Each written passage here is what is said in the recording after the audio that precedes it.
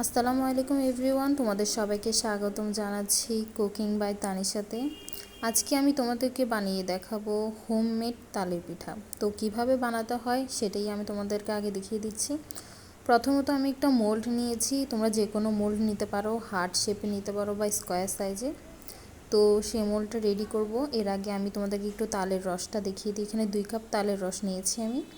তো মোলটাকে প্রথমত প্রিপেয়ার করতে হলে তেল দিয়ে ব্রাশ করতে হবে এবং ঘরে থাকা যে কোনো পেপার অথবা বেকিং পেপার দিয়ে ভালোভাবে জায়গাটাকে ফিল আপ করতে হবে, যাতে সহজেই কেকটা বা যে কোনো বেকিংয়ের ক্ষেত্রে উঠে যেতে পারে কেকটা সহজেই। যার কারণে এই বেকিং পেপারটা দেওয়া। তো আমি এখানে মোলটা রেডি করে রেখেছি, তেল দিয়ে মেখে রেখেছি। এই পর্যায়ে তোমরা ভালোভাবে বেকিং পেপারটা রেডি করে রাখবে প্রথমে, যাতে বেক করতে সোজা হয়। তো আমি তোমাদেরকে বলেছিলাম এখানে আমি তালের রস রেখেছি, সেই ক্ষেত্রে এখানে আমি 1 কাপের মতো খাওয়ার তেল অর্থাৎ সোয়াবিন তেল ইউজ করেছি এবং 2 কাপ তালের রসের জন্য অবশ্যই আমি 2 কাপ চিনি ব্যবহার করব। আজকে এই ক্ষেত্রে আমি 2টা ডিম ব্যবহার করব। তোমরা চাইলে আরও বেশি ডিম দিয়েও বানাতে পারো, তাতে কোনো সমস্যা নেই। 2টা ডিম ব্যবহার করেছি এবং এখানে 2 থেকে 3 টেবিল স্পুনের মতো গুঁড়া দুধ ব্যবহার করেছি এবং অনবরত লাড়তে থাকতে হবে, যাতে কোনো ধরনের ঘন লাড়তে হবে যাতে কোনো ধরনের লাম্পস না থাকে। তোমরা মিক্সার দিয়েও লাড়তে পারো বা হ্যান্ড বিটার দিয়েও লাড়তে পারো, তাতে কোনো সমস্যা নেই। আমি এখানে কাঁটা চামচ ইউজ করেছি, যাতে কোনো ধরনের ছোট ছোট দানা না থাকে, থাকলে সেগুলোকে ভালোভাবে মিক্সড করে দেব। আর যত নাড়বে জিনিসটা আরও তত ভালো লাগবে, আরও খেতে মজা হবে। আর চিনিটা আমি এখানে কিন্তু মিক্সড করে ইউজ করিনি, আমি এখানে গোটা চিনি ব্যবহার করেছি, যার জন্য আমাকে যত ভালো নাড়বো জিনিসটা তত মজা হবে। তোমরা চেষ্টা করবে ভালোভাবে নাড়ার জন্য।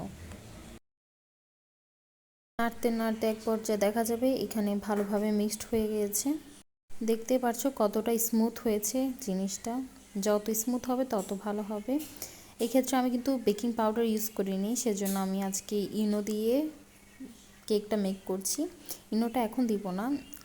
এই পর্যায়ে আমি যখন ভালোভাবে হয়ে গেছে তখন এই পর্যায়ে 2 কাপ আটা বা ময়দা, তোমরা যে যেটা ব্যবহার করো তাতে কোনো ধরনের সমস্যা নেই। এখানে 2 কাপ আটা ইউজ করেছি। আটাটাকে ভালোভাবে আমি এই যে মিক্সচারটা করে রেখেছি সেটার সাথে মিক্সড করব। দেখো মিক্সড হওয়ার পর কালারটা এরকম এসেছে। যখন আমি এটা মিক্সড করে ফেলেছি তখন কালারটা এরকম এসেছে, তোমাদেরটাও সেম এরকম আসবে। তোমরা চাইলে এখানে ফুড কালারও ইউজ করতে পারো, কিন্তু আমি এখানে করিনি। এই পর্যায়ে গিয়ে আমি ইনোটা ব্যবহার করেছি। এটা আগে ব্যবহার করা যাবে না, ব্যবহার করলে তখন এটা ফুলতে যাবে না। তো যে মোলটা রেডি করে রেখেছি তার মধ্যে ব্যাটারটা সম্পূর্ণ ঢেলে দিব, যাতে সুন্দর মতো সব জায়গায় গিয়ে পৌঁছায়। ভালোভাবে ঢেলে দিব এবং ঢালার পর অবশ্যই তোমরা মাথায় রাখবা এই মোলটাকে একটু ঝাঁকানি দিবা, যাতে করে ভিতরে কোনো ধরনের বাবলস ক্রিয়েট না হয় এবং সুন্দর মতো কেকটা হয়ে যেতে পারে। তোমরা দেখো জিনিসটা দেখতে কতটা সুন্দর লাগছে। হার্ট শেপ বলো তোমরা, স্কোয়ার শেপ বলো, যে কোনো শেপে তোমরা মেক করতে পারো, তাতে কোনো ধরনের প্রবলেম হবে না। তোমরা তোমাদের মনের মতো শেপ দিয়ে ইউজ করতে পারো। আজকে আমার মন চেয়েছে হার্ট শেপের বানানোর জন্য, তাই আমি আজকে হার্ট শেপের বানিয়ে তোমাদেরকে দেখাচ্ছি। মোলটা যখন ফুলফিল হয়ে যাবে তখন কয়েকটা বাড়ি দিবে, যাতে করে বাবলস না হয়। তো এই পর্যায়ে আমি এটা ওভেনে দিয়ে দেব।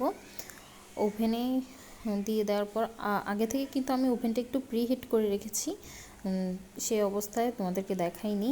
এ পর্যায়ে আমি ওভেনের ভিতর দিয়ে দেখো আমি এখানে নাম্বার দিয়ে রেখেছি 180 ডিগ্রি সেলসিয়াসে দিয়েছি, এবং যখন ভিতরে যে রডটা বা সিকিটা থাকে সেটা যাতে উপর নিচ দোনোখানে হয় সেটাও তোমরা ভালোভাবে খেয়াল করো। দেখো এই পর্যায়ে অনেক সুন্দরভাবে কেকটা হয়ে এসেছে।